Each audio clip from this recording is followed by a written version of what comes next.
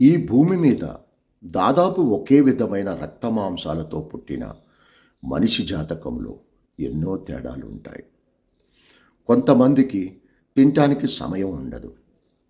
కొంతమందికి తింటే అరగదు. మరికొంతమందికి ఆకలి తీరడానికి ఒక ముద్ద కూడా దొరకదు.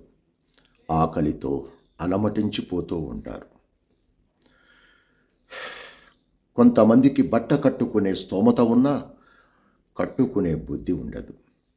మరికొంతమందికి కట్టుకుందామంటే బట్ట ఉండదు.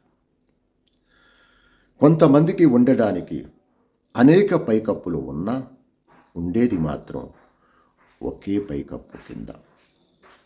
కొంతమంది ఆకాశమే పైకప్పుగా ఎండకు ఎండుతూ వానకు తడుస్తూ ఉంటారు.